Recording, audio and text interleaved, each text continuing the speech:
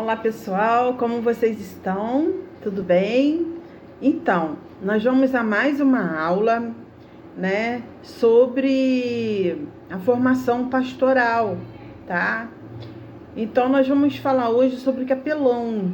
O que é um capelão?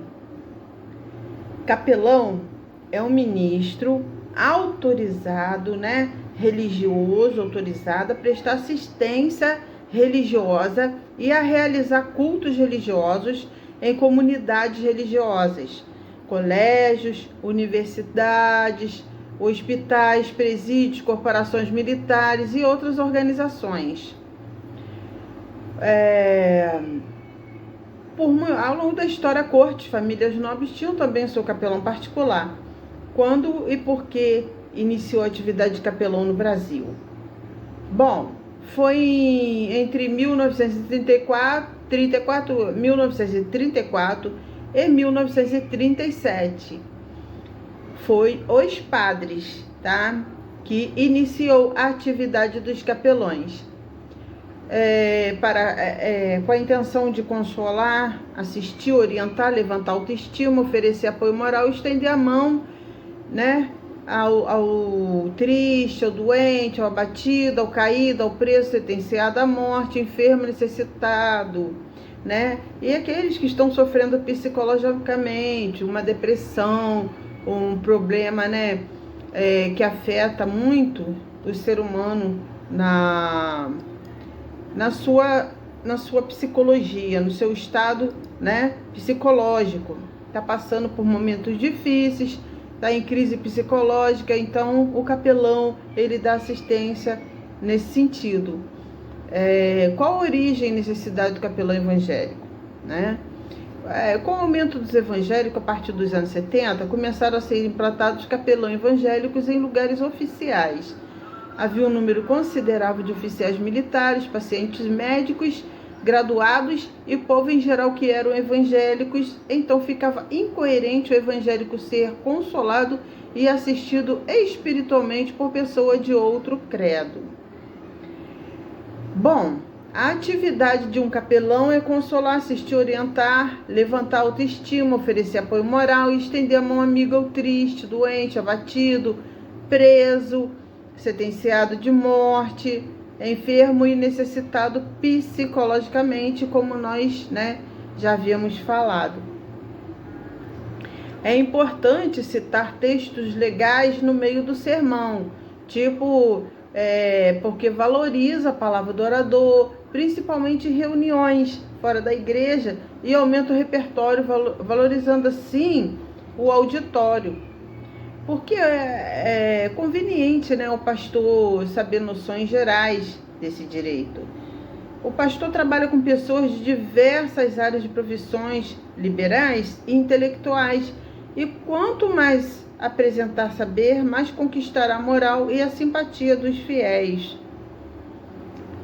As principais questões que aparecem no aconselhamento são o âmbito do aconselhamento pastoral, que é uma área bem ampla, segue, além dos terrenos cotidianos, social e moral, das circunstâncias que a ele associam por razões conscientes e inconscientes de suas determinadas causas, e histórias casuais.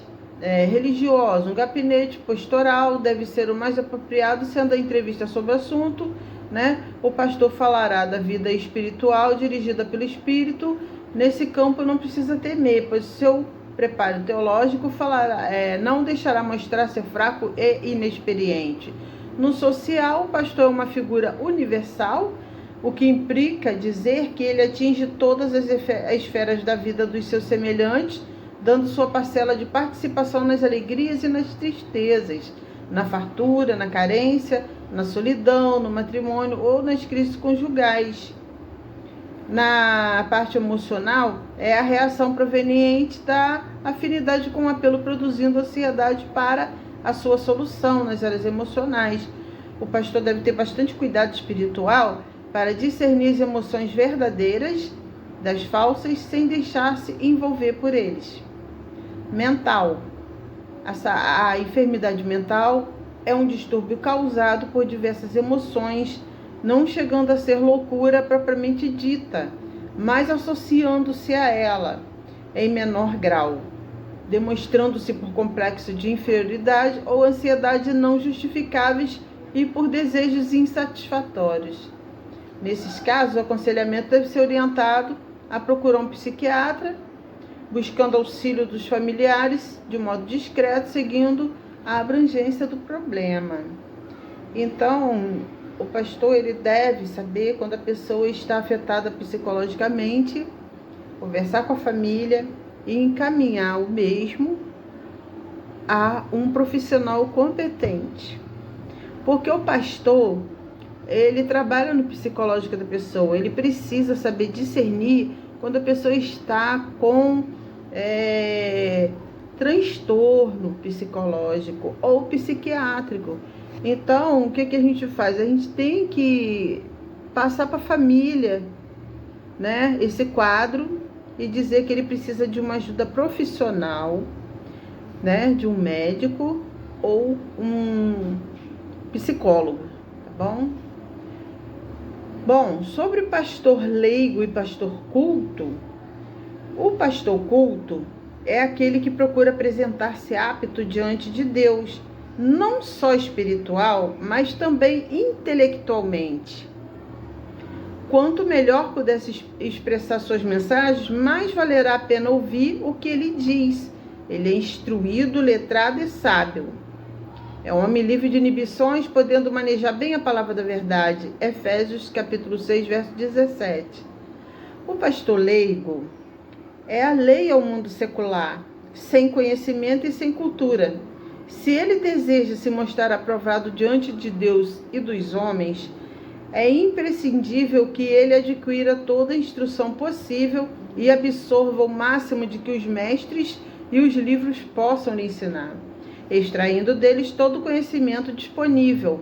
O obreiro deve se esforçar para aprender tudo o que puder, porque a falta de instrução pode ser um tropeço no exercício do seu ministério.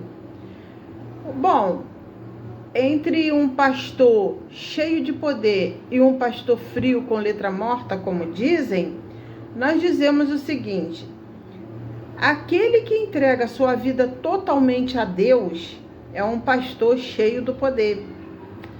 Bem-sucedido, tem vida regada com oração, conhecimento geral da palavra de Deus.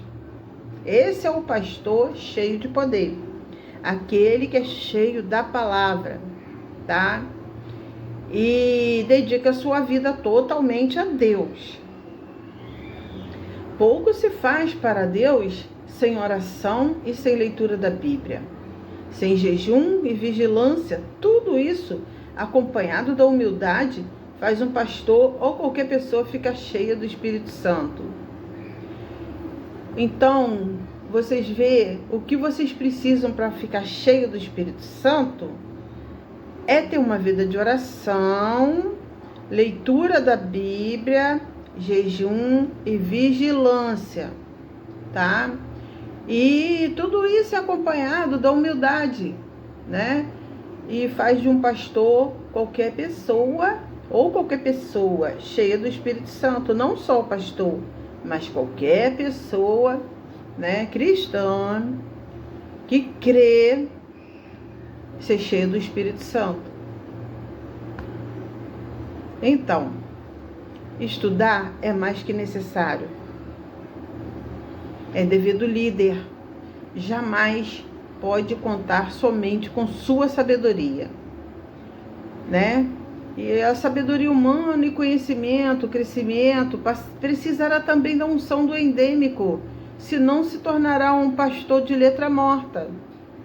Entendeu agora o que é pastor de letra morta? É aquele que lê a Bíblia, não tem uma formação acadêmica, não entende o que está escrito, tira suas próprias conclusões, coloca o seu eu em cima daquilo que ele está lendo, né? Que não é uma análise. E o que acontece? Não sabe analisar, então lê e coloca o que ele acha que é. Então se torna uma exegese. Exegese. Não é uma exegese, tá? Então,